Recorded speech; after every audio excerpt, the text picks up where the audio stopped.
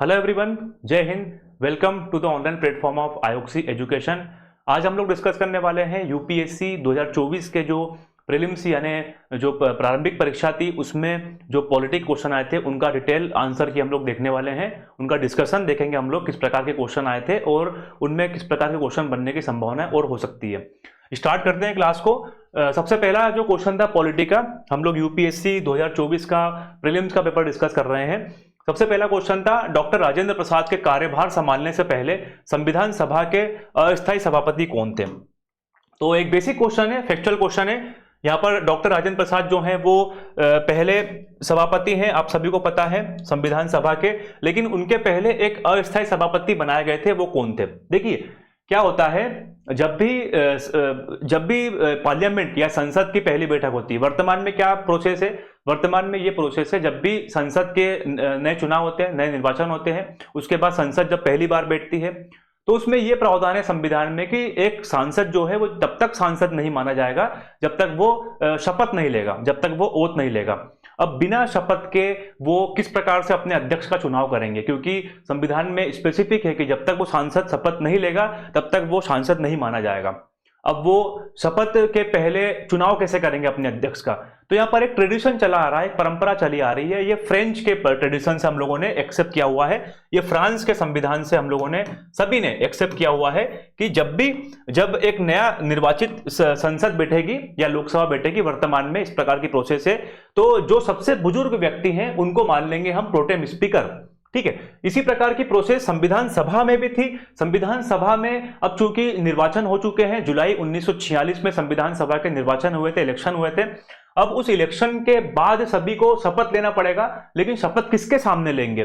तो एक ट्रेडिशन बना दिया गया है कि जो सबसे बुजुर्ग व्यक्ति हैं, जो सबसे बुजुर्ग सदस्य हैं, उनको हम बना देंगे एक अस्थायी सभापति या एक प्रोटेम स्पीकर बना देंगे और उनके सामने सभी लोग शपथ लेंगे। शपथ लेने के बाद बाकायदा वो मेंबर बन जाएंगे, वो सदस्य बन जाएंगे और फिर वो अपने में से एक व्यक्ति का निर्वाचन कर लेंगे, एक व्यक्ति का चुनाव कर लेंगे। ये फ्रांस की परंपरा से चली आ रही एक प्रोसेस है। तो उस समय पर अस्थायी सभापति जो बनाए गए थे वो डॉक्टर सच्चिदानंद सिन्हा, क्योंकि यही सबसे बुजुर्ग सदस्य थे संविधान सभा के और ये बिहार से चुनकर आए थे।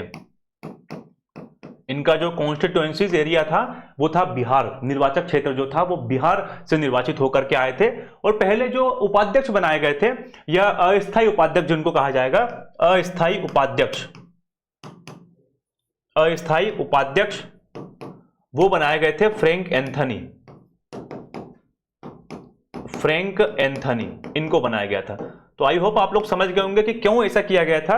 जो सबसे बुजुर्ग व्यक्ति हैं उनको बना दिया जाता है प्रोटेम स्पीकर, ताकि उनके सामने सभी लोग जो है वो शपथ ले ले, उसके बाद वो मेंबर कहलाएंगे संविधान सभा के, फिर वो इलेक्शन करके अपने बीच में से ही एक सभापति को चुन ले। तो ये प्रोसेस स्टार्ट हुई थी 9 दिसंबर को, पहली बैठक हुई थी 9 दिसंबर 1946 को संविधान सभा की पहली बैठक हुई थी।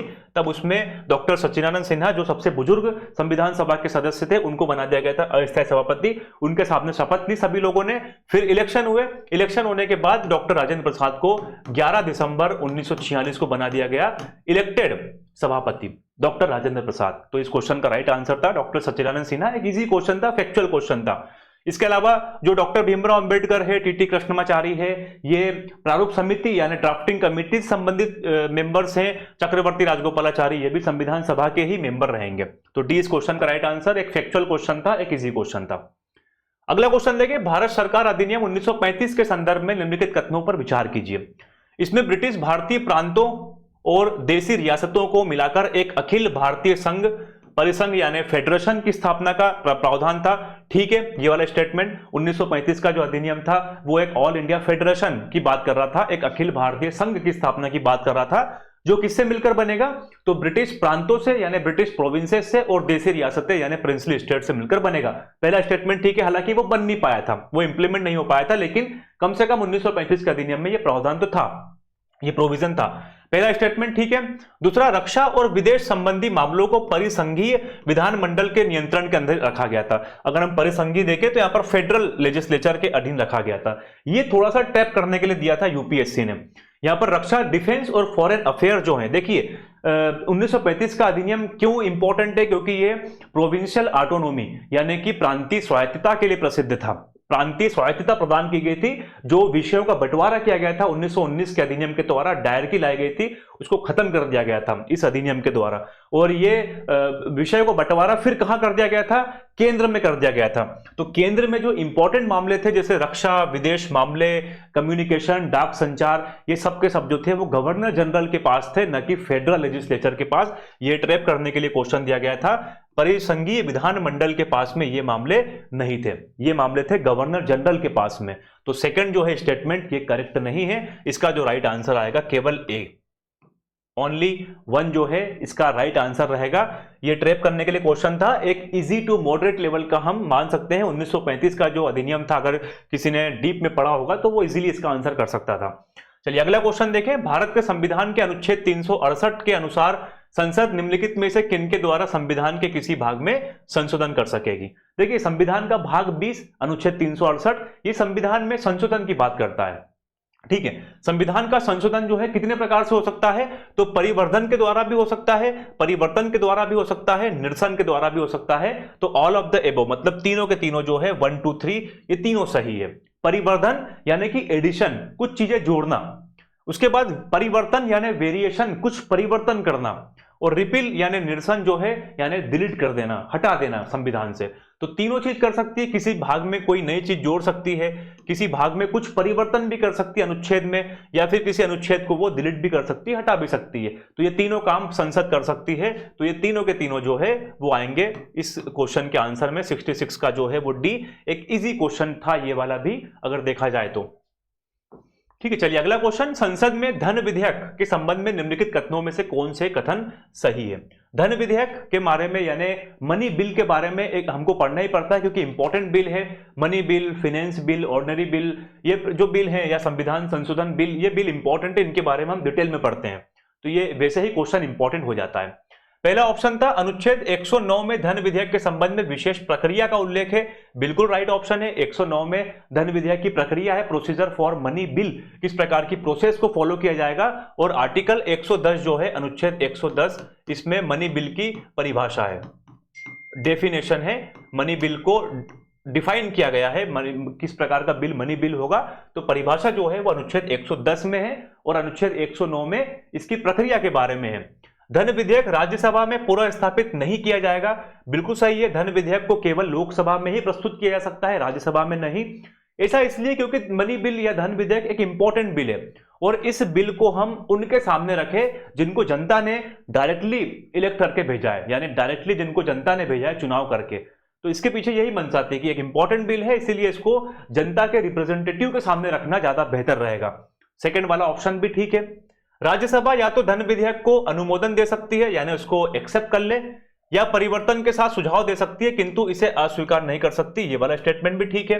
राज्यसभा के पास में 14 दिन का टाइम रहता है, 14 दिन की टाइम लिमिट। लोकसभा से पास होकर धन विधेयक राज्यसभा के पास में गया, राज्यसभा के पास 14 दिन का समय है, या तो वो उसको स्वीकार कर ले या अस्वीकार कर ले, या अपने पास में होल्ड कर ले, कोई मतलब नहीं है। जैसे 14 दिन बीते वो राज्यसभा से पास मान लिया जाएगा, चाहे राज्यसभा ने उसके ऊपर कोई एक्शन न भी लिया हो, या उसको निरस्त कर दिया हो, खारिज कर दिया हो, तब भी। तो ये वाला ऑप्शन भी ठीक है। राज्यसभा के पास में लिमिटेड पावर है धन विधेयक के संबंध में। राज्यसभा द्वारा धन विधेयक में सुझाए गए संशोधन को लोकसभा द्वारा स्वीकार करना होगा। तो देखिए, करना होगा इस प्रकार का मैंने अभी जस्ट बताया आप लोगों को, कोई बाउंडेशन नहीं है। 14 दिन के अंदर राज्यसभा उसको अस्वीकार भी कर दे तब भी कोई फर्क नहीं पड़ेगा धन विधेयक के ऊपर। तो ये वाला स्टेटमेंट हमें ठीक नहीं लग रहा है। राज्यसभा के पास में लिमिटेड पावर है यहां पर। तो 1 2 3 तीन स्टेटमेंट ठीक है, 1 2 और 3। तो ये भी एक इजी क्वेश्चन था। अच्छा, धन विधेयक को डिस्क्राइब कौन करेगा? धन विधेयक को कौन बताएगा कि ये धन विधेयक है? तो लोकसभा का अध्यक्ष, और राज्यों के मामले में राज्यों के मामले में विधानसभा के अध्यक्ष। ठीक है, तो लोकसभा का अध्यक्ष ही बताता है कि कौन सा विधेयक धन विधेयक है, और उसका जो निर्णय है वो अंतिम निर्णय होता है। कुछ और इंपॉर्टेंट फैक्ट है। धन विधेयक को राष्ट्रपति क्या अस्वीकार कर सकते हैं? बिल्कुल, धन विधेयक को राष्ट्रपति अस्वीकार कर सकते हैं, लेकिन चूंकि धन विधेयक राष्ट्रपति की पूर्व अनुमति से ही पेश होता है तो उसको राष्ट्रपति अस्वीकार जनरली नहीं करते हैं। लेकिन ध्यान रखिएगा, राष्ट्रपति के पास में धन विधेयक को अस्वीकार करने का ऑप्शन है। राष्ट्रपति के पास में कितने ऑप्शन है? 3 ऑप्शन है। या तो वो बिल को एक्सेप्ट कर ले, स्वीकार कर ले, या उसको रिजेक्ट कर दे, अस्वीकार कर दे, या तो पुनर्विचार के लिए वापस भेज दे। धन विधेयक के मामले में पुनर्विचार का ऑप्शन नहीं है। किनके पास? राष्ट्रपति के पास में, क्योंकि धन विधेयक जो है वो राष्ट्रपति की पूर्वानुमति से ही पेश हो रहा है, तो पुनर्विचार क्यों करना। और रिजेक्ट करने का भी यही प्रावधान है, रिजेक्ट कर सकते हैं, लेकिन राष्ट्रपति की पूर्वानुमति से ही पेश हो रहा है तो उसको रिजेक्ट क्यों करेंगे राष्ट्रपति। तो पहला जो है स्वीकार करना, जनरली राष्ट्रपति जो है वो धन विधेयक को स्वीकार कर ही लेते हैं आमतौर पर, ठीक है। तो सी जो है इस क्वेश्चन का राइट आंसर। एक फिर से इजी क्वेश्चन था 68 नंबर का। अगला देखें, पूर्वोत्तर परिषद नॉर्थ ईस्ट काउंसिल की स्थापना पूर्वोत्तर परिषद अधिनियम 1971 के द्वारा की गई।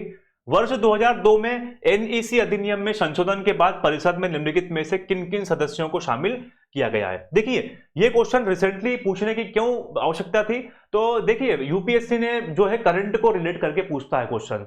पिछले दिनों आपने देखा होगा नेशनल जो है नॉर्थ ईस्ट कमीशन की बैठक हुई थी और उस बैठक की अध्यक्षता कर रहे थे हमारे गृह मंत्री, होम मिनिस्टर। तब मणिपुर के जो मुख्यमंत्री थे उन्होंने उसका बायकॉट कर दिया था, ठीक है। यही मुद्दा जो है उड़ गया और इसके बाद आयोग ने इसके ऊपर क्वेश्चन बना दिया।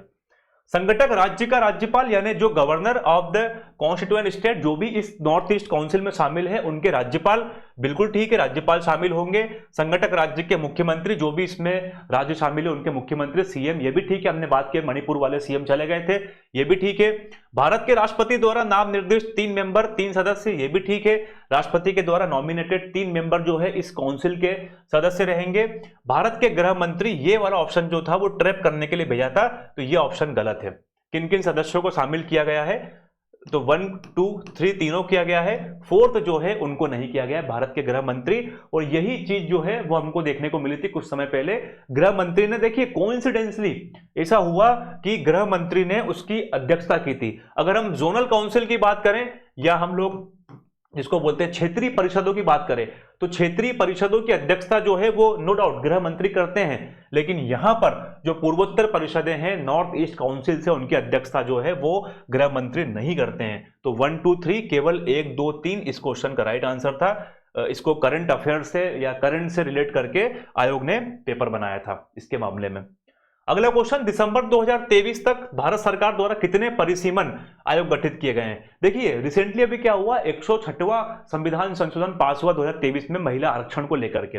अब उसमें विवाद का मुद्दा कहां पर उठ गया था, विवाद ये उठ गया था कि जब भी नेक्स्ट जनगणना होगी तो उस नेक्स्ट जनगणना के बाद परिसीमन होगा, तो परिसीमन के बाद ही हम वो महिला आरक्षण बिल को हम इंप्लीमेंट कर सकते हैं, लागू कर सकते हैं। संसद ने पास तो कर दिया, लेकिन उसको लागू कब कर सकते हैं, तो परिसीमन के बाद। तो यहां पर अगेन फिर से करंट से रिलेट करके परिसीमन आयोग के ऊपर ही क्वेश्चन पूछ लिया, डिलिमिटेशन कमीशन के ऊपर क्वेश्चन पूछ लिया, क्योंकि ये महिला आरक्षण जो वुमेन्स रिजर्वेशन बिल था उसको लेकर के यहां पर करंट में मुद्दा उठा था।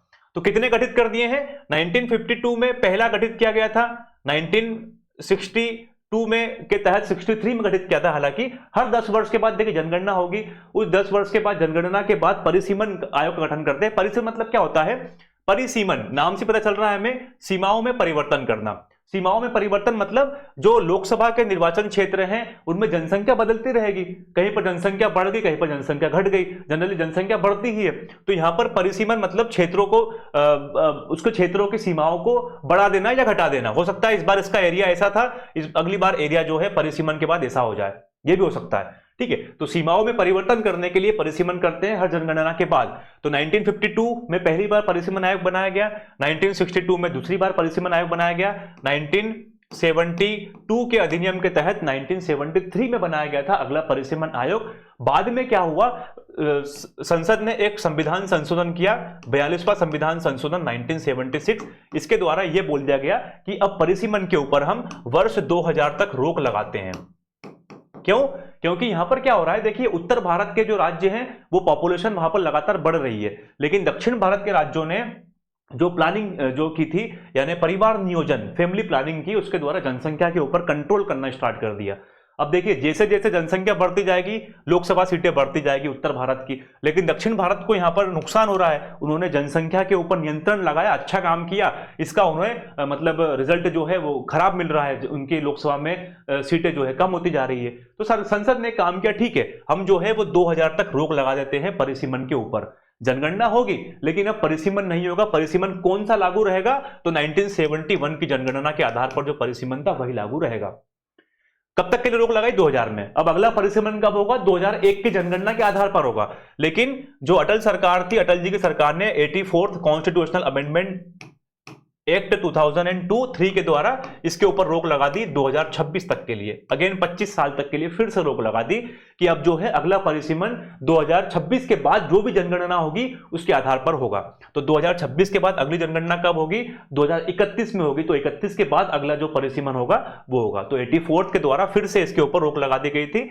जो परिसीमन हुआ था वो 2002 में फिर से हो गया था, क्योंकि यहां पर अगेन प्रावधान था 2000 तक रोक लगा दी, 2002 में परिसीमन कर दिया, लेकिन बाद में फिर से रोक लगा दी कि अब नहीं, 2026 तक हम लोग परिसीमन को रोक रहे हैं। तो कितने परिसीमन आयोग हो गए? तो यहां पर 4 परिसीमन आयोग हो गए। 1952, 1962 के एक्ट के द्वारा 1963 में, 1972 के एक्ट के द्वारा 1973 में और 2002, ये 4 परिसीमन आयोग बनाए गए थे। ठीक है, चलिए इजी क्वेश्चन था, फिर से करंट से रिलेट करके इसको फिर से पूछा गया। अगला संविधान 71वां संविधान संशोधन अधिनियम 1992 के द्वारा निम्नलिखित में से किस भाषा को शामिल करने के लिए संविधान की 8वीं अनुसूची में संशोधन किया गया? देखिए, हम सभी जानते हैं 8वीं अनुसूची जो है ये भाषाओं से संबंधित है। टोटल इसमें 14 भाषाएं थी प्रारंभिक में, जब संविधान लागू हुआ था तब 8वीं अनुसूची में टोटल 14 भाषाएं, 14 लैंग्वेज हुआ करती थी। बाद में एक संविधान संशोधन किया गया 21वां 1967 में, और इस 21वें संविधान संशोधन अधिनियम के द्वारा एक भाषा जोड़ दी गई, इसका नाम था सिंधी। ठीक है, कितनी भाषाएं हो गई? 14 + 1 मतलब 15। ठीक है, बाद में 71वां संविधान संशोधन 1992 के द्वारा 71st कॉन्स्टिट्यूशनल अमेंडमेंट एक्ट 1992, इसके द्वारा टोटल भाषाएं जोड़ी गई थी 3, कोंकणी, मणिपुरी, नेपाली, ये तीनों भाषाएं जोड़ी गई थी। यहां पर 1 2 3 मैथिली को नहीं जोड़ा गया था, तो अगेन 1 2 3 ए इस क्वेश्चन का राइट ऑप्शन रहेगा। तो ये टोटल कितनी भाषाएं जोड़ दी? यहां पर 3 भाषाएं, नाम लिखा हुआ है +3। अगेन फिर से एक संविधान संशोधन होता है 91st में, 91वां संविधान संशोधन, और 91वां नहीं है ये, 92nd संविधान संशोधन और 2003 के द्वारा यहां पर टोटल और 4 भाषाएं जोड़ दी गई थी, मैथिली, संथाली, डोगरी, बोडो। तो ये मैथिली, साथ में संथाली, इसके साथ में डोगरी और बोडो, ये 4 भाषाएं बाद में और जोड़ दी गई थी। टोटल कितनी हो गई है? टोटल हो गई है 22। तो वर्तमान में कितनी भाषाएं हैं 8वीं अनुसूची में? तो टोटल भाषाओं की संख्या है 22, जिसमें से जो पहले जोड़ी गई सिंधी, बाद में कोंकणी, मणिपुरी, नेपाली और बाद में मैथिली, संथाली, डोगरी, बोडो। तो इस प्रकार से 8 भाषाएं बाद में जोड़ी गई थी। इस क्वेश्चन का राइट आंसर था ए, 1 2 3 राइट आंसर। ठीक है, चलिए अगला क्वेश्चन है निम्नलिखित युग्मों पर, मतलब इजी क्वेश्चन था वो वाला भी, देखें हम लोग। युग्मों पर विचार कीजिए। एक तरफ लिखे हुए पार्टी यानी दल और एक तरफ उनके नेता, उनके लीडर्स लिखे हुए हैं। भारतीय जनसंघ, डॉक्टर श्यामा प्रसाद मुखर्जी, बिल्कुल करेक्ट है। 1951 में भारतीय जनसंघ की स्थापना होती है, डॉक्टर श्यामा प्रसाद मुखर्जी इसके संस्थापक थे। ठीक है, सोशलिस्ट पार्टी जो है 1934 में बनती है और इसके संस्थापक जो है वो हमें देखने को मिलेगा जयप्रकाश नारायण, और यहां पर देखिए आचार्य नरेंद्र देव। तो ये वाला सही मैच नहीं है। ठीक है, कांग्रेस फॉर डेमोक्रेसी 1977 के आसपास इसकी स्थापना करते हैं जगजीवन राम, ये भी ठीक मैच है। फर्स्ट भी ठीक है, थर्ड भी ठीक है, और जगजीवन राम इसकी स्थापना करते हैं। ठीक है, स्वतंत्र पार्टी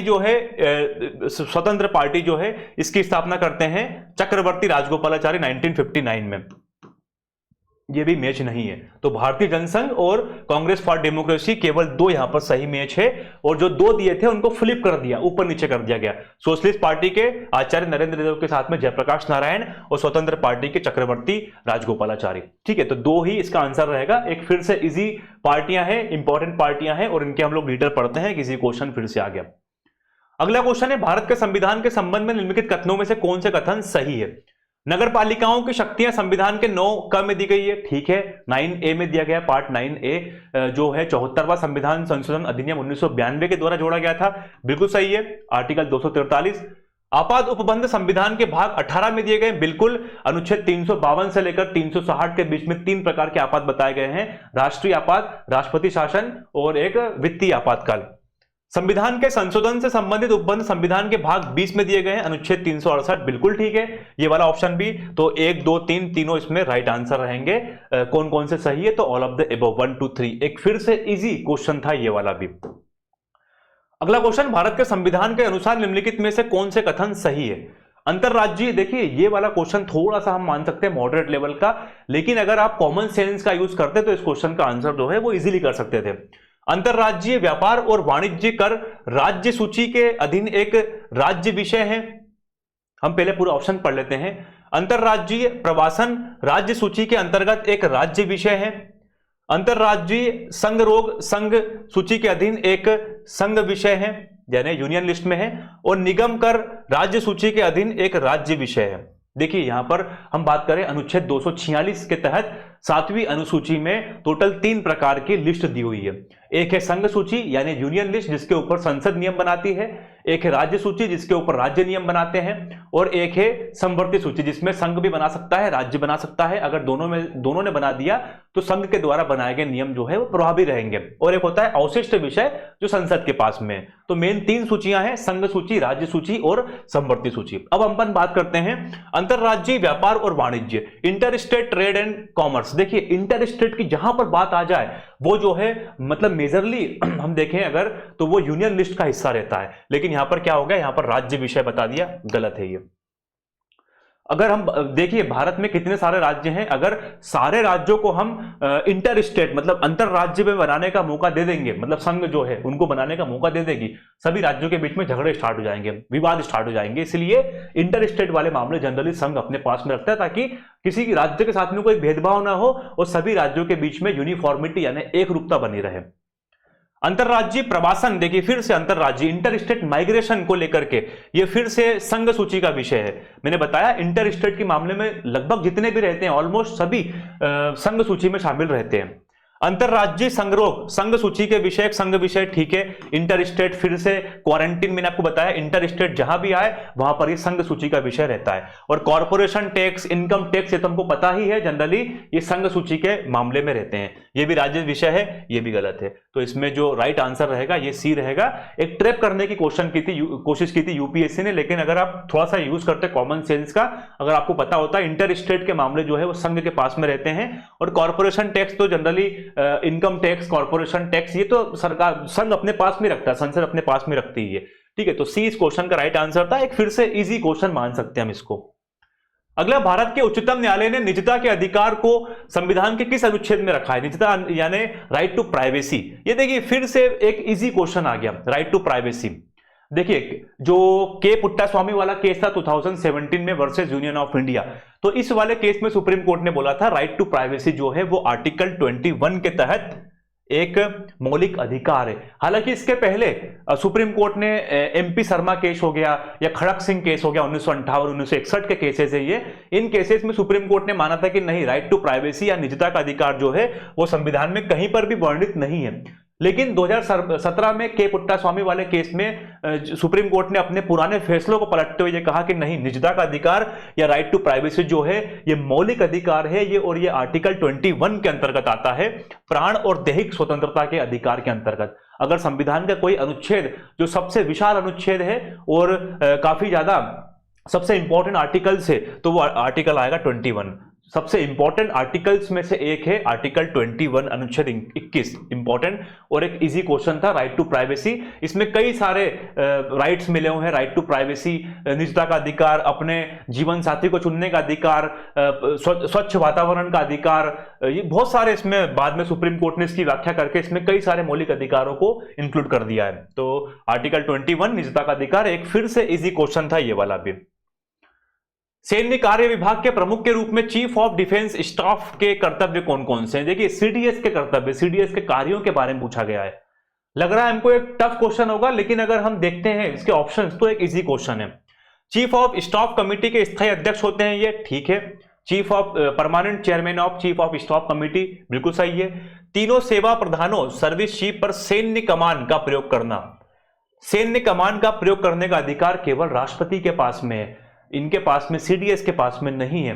तो ये वाला ऑप्शन जो है वो हमको देखते से खारिज लग रहा है। अगर हम सेकंड वाला ऑप्शन खारिज कर दें तो देखिए सेकंड यहां पर भी आ गया, सेकंड यहां पर भी आ गया, सेकंड यहां पर भी आ गया, ऑप्शन जो है वो हमारे सामने आ गया। अगर हमको केवल एक ऑप्शन पता था इसका, वो सेकंड हमको पता है कि जो है सैन्य कमान का प्रयोग, मतलब सैन्य कमान जो है वो कौन दे सकता है, सेना को आक्रमण करने का, सेना को युद्ध रोकने का, ये कमांड राष्ट्रपति के पास में है। ये कमांड जो है वो सीडीएस के पास में नहीं है। अगर हम सेकंड ऑप्शन से ही इसको एलिमिनेट करते तो आसानी से हम लोग, बाकी अगर हमको ऑप्शंस नहीं भी पता थे तो हम आंसर कर सकते थे। सभी तीनों सेवाओं के विषय पर रक्षा मंत्री के प्रधान सैन्य सलाहकार के रूप में, primary principal military adviser to defence minister on all tri services matters, तो बिल्कुल ठीक है, इसके ऊपर भी ये सही है, फर्स्ट भी सही है, थर्ड भी सही है, सेकंड जो है वो गलत ऑप्शन था। तो इसका आंसर जो आएगा वो केवल 1 और 3, एक इजी क्वेश्चन था, ट्रैप करने की कोशिश की गई थी। अगर हमको एक ऑप्शन भी पता था तो हम इसका आंसर कर सकते थे। अगला, लोकसभा के आचार समिति के संबंध में निम्नलिखित में से कौन से कथन सही है। देखिए, लोकसभा में आचार समिति इसलिए इंपॉर्टेंट हो गई थी कि पिछले कुछ समय से आचार समिति के मामले जो है वो कई बार संसद के सामने आए थे। यहां पर चाहे वो राहुल गांधी के निर्वाचन, चाहे वो राहुल गांधी के निष्कासन को लेकर के हो, चाहे अन्य सांसदों के निष्कासन को लेकर के हो, ये आचार समिति काफी विवादित समिति रही थी पिछले कुछ समय से। तो इसके ऊपर क्वेश्चन बनना स्वाभाविक था, एक इंपॉर्टेंट कमेटी है। इथिक्स कमेटी जो है वो एक इंपॉर्टेंट कमेटी है। प्रारंभ में यह एक तदर्थ समिति थी, बिल्कुल ठीक है, यह एक तदर्थ समिति थी। ये थोड़ा सा ट्रैप करने वाला क्वेश्चन था, एक इंपॉर्टेंट क्वेश्चन था, इसलिए हम इसको डिटेल में पढ़ते भी है। एक तदर्थ समिति क्या हुआ था, एड हॉक कमेटी बनाई गई थी 13वीं लोकसभा के दौरान, लगभग 13 मई वर्ष 2000 के समय पर जो बाल योगी थे उनके द्वारा एक तदर्थ कमेटी बनाई गई थी, आचार समिति। तदर्थ मतलब होता है एड हॉक, जब भी काम खत्म होगा ये समिति जो है खत्म हो जाएगी। एक तदर्थ समिति यानी अस्थायी समिति के रूप में इसको बनाया गया था 13वीं लोकसभा के दौरान। 13वीं लोकसभा के दौरान केवल कोई, देखिए यहां पर यूपीएससी जो है इस प्रकार के अगर कोई वर्ड देता है, ओनली या फिर इस प्रकार के कैन या शेल, इस प्रकार के वर्ड दे रहा है अगर, तो थोड़ा सा हमको थोड़ा सा अलर्ट होने की जरूरत है। केवल कोई लोकसभा का सदस्य ही किसी लोकसभा सदस्य के अनैतिक आचरण से संबंधित शिकायत कर सकता है। तो ये वाला ऑप्शन देखिए थोड़ा सा हमें गलत देखने को लग रहा है।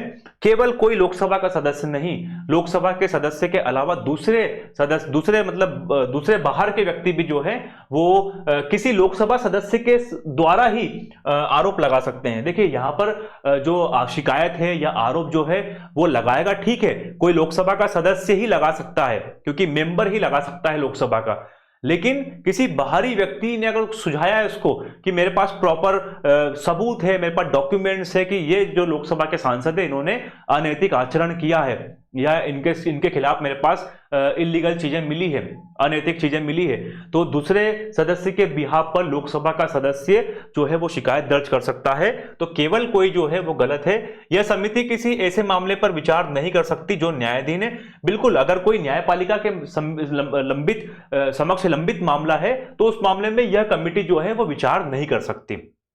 तो इसमें 1 और 3, फर्स्ट और थर्ड, केवल 1 और 3 सी इस क्वेश्चन का राइट आंसर था, ये वाला आंसर नहीं है। और बाद में इसको एक स्थायी समिति बना दिया गया था 16वीं लोकसभा के द्वारा।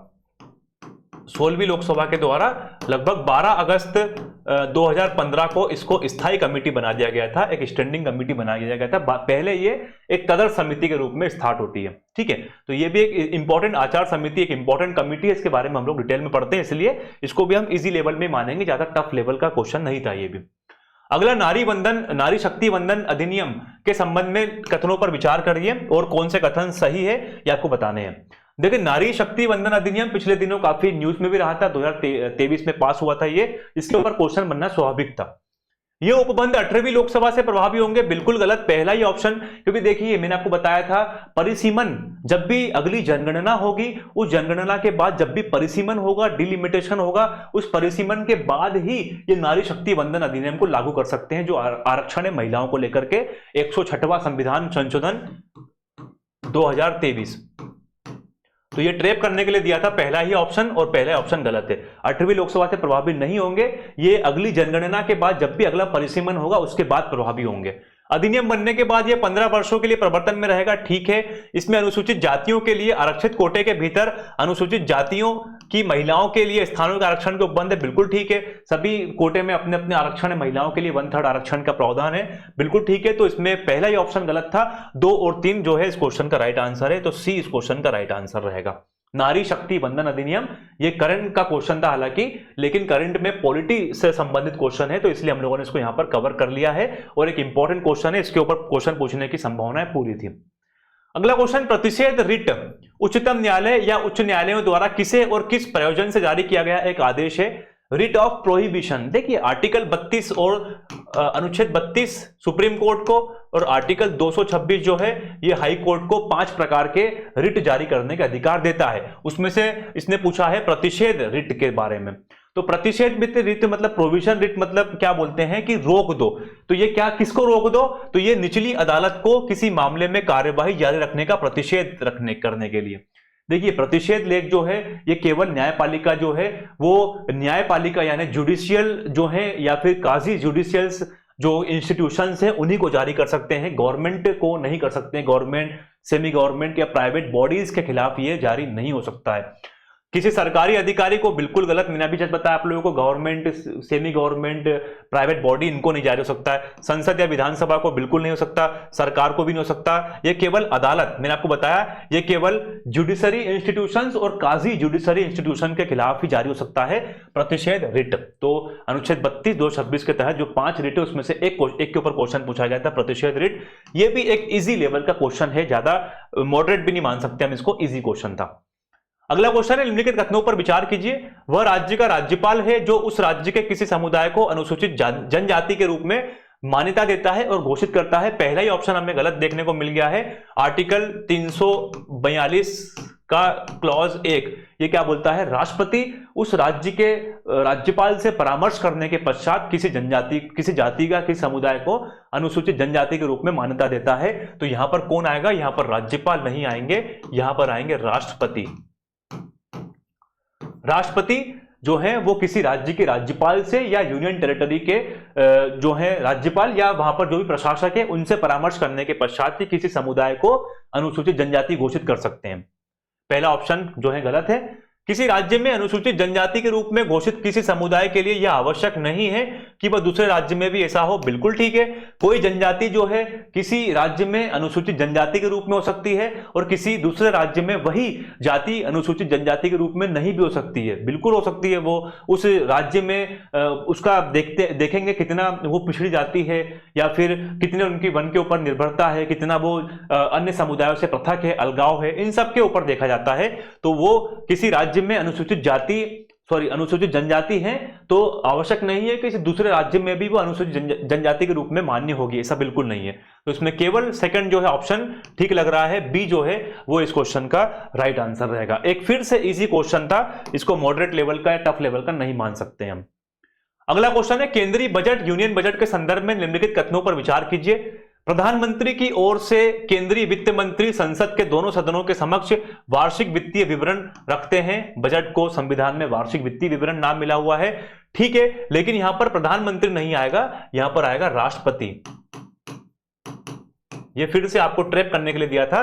राष्ट्रपति की ओर से केंद्रीय वित्त मंत्री जो है, क्योंकि जितने भी सरकार के काम होते हैं वो राष्ट्रपति के नाम से ही होते हैं, हमें पता है राष्ट्रपति के नाम से ही सारे कार्य हो रहे हैं। कर हालांकि प्रधानमंत्री और उनकी मंत्रिपरिषद मंत्रिमंडल रही है, लेकिन कम से कम नाम जो है वो राष्ट्रपति का हो रहा है। तो यहां पर अगेन फिर से राष्ट्रपति की ओर से वित्त मंत्री जो है वो वार्षिक वित्तीय विवरण प्रस्तुत करते हैं। आर्टिकल 112 जो है वो हमें बताता है वार्षिक वित्तीय विवरण के बारे में।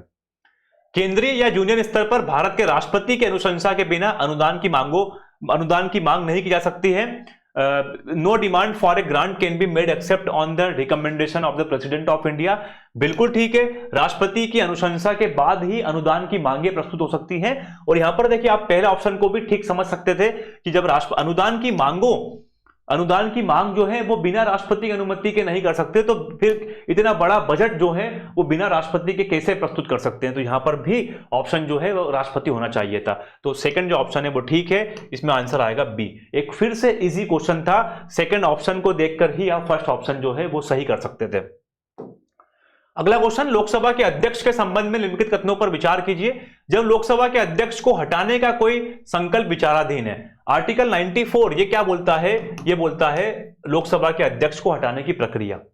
वह पीठासीन नहीं होगा, बिल्कुल ठीक है, जब भी उसको हटाने का संकल्प विचाराधीन है तो पीठासीन नहीं होगा, वो अध्यक्ष के रूप में थोड़ी ना काम करेगा, बिल्कुल ठीक है। उसे बोलने का अधिकार नहीं होगा? नहीं, क्योंकि वो पीठासीन नहीं है वो, लेकिन वो अभी भी एक लोकसभा का मेंबर है, तो उसे बोलने का बिल्कुल अधिकार है, उसका बोलने का अधिकार हम नहीं छीन सकते, राइट टू स्पीक उसको रहेगा संसद में, तो ये ठीक नहीं है। वह संकल्प पर प्रथमतः मत देने का हकदार नहीं होगा, मतलब he shall not be entitled to vote on the resolution in the first instance.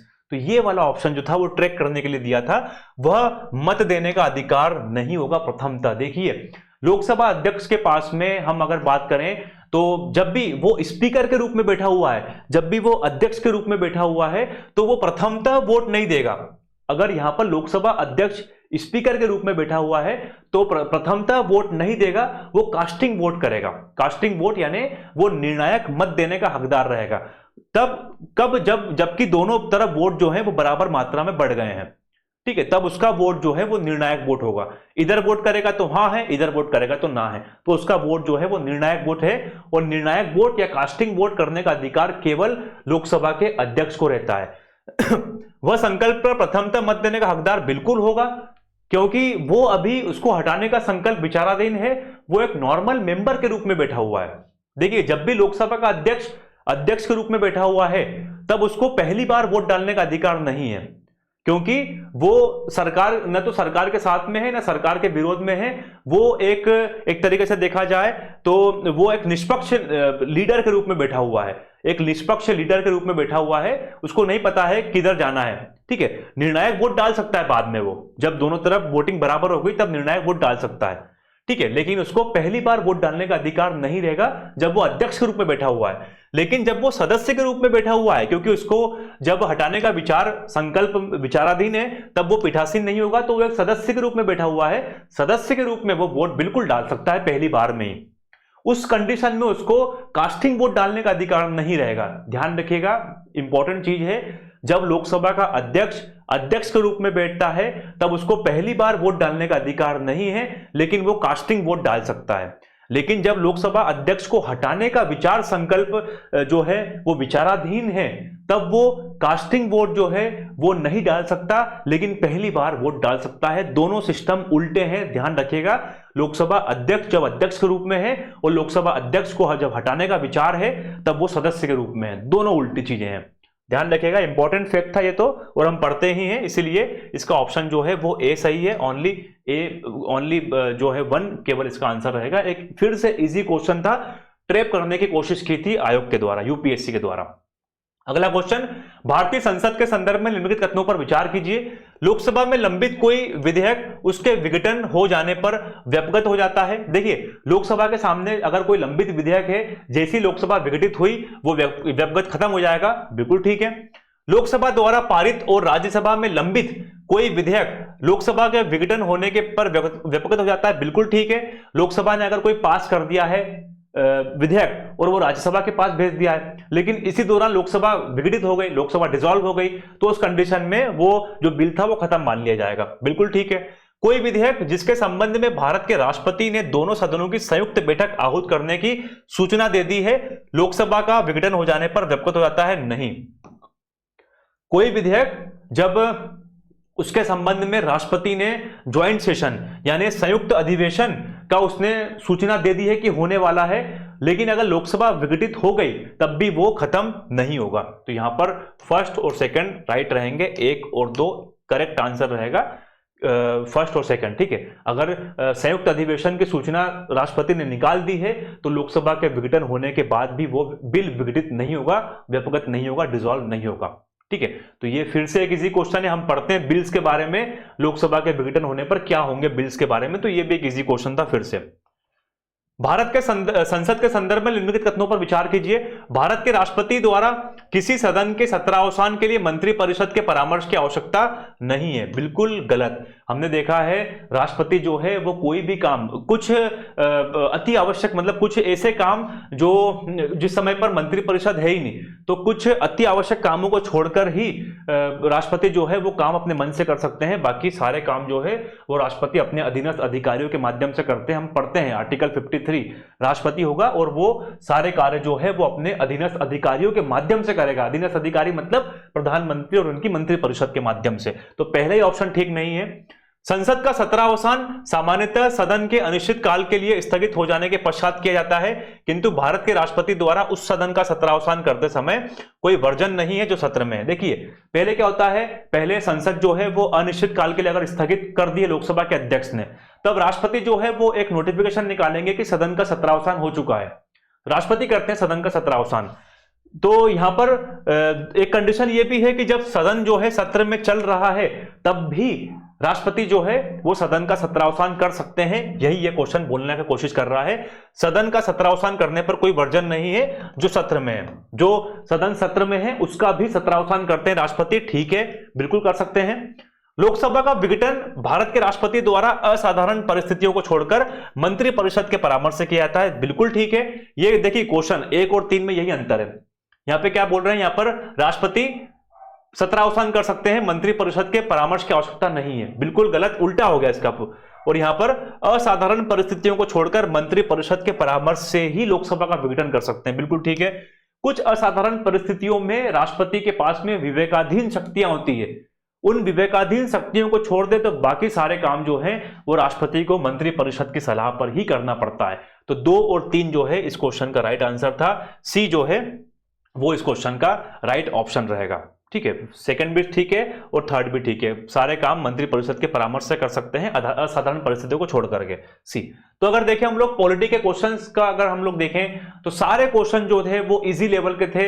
एक आध क्वेश्चन जो है, 1-2 क्वेश्चन वो मॉडरेट लेवल के हो सकते हैं। 4-5 क्वेश्चन में करंट को रिलेट करके पूछा गया था, बाकी जो है यूपीएससी ने फैक्चुअल क्वेश्चन के ऊपर ज्यादा फोकस किया था। इस बार के एग्जाम में 2024 के प्रीलिम्स एग्जाम में ज्यादातर फोकस जो है वो फैक्चुअल क्वेश्चन के ऊपर था। कॉन्सेप्चुअल क्वेश्चन जो है वो 2-4 ही देखने को मिले, अधिकतर क्वेश्चन जो है वो फैक्चुअल प्रकार के ही क्वेश्चंस थे, ठीक है। तो कैसा लगा आप लोगों को डिस्कशन बताइएगा, मिलेंगे अगली क्लास में। Thank you for watching it. जय हिंद, जय भारत।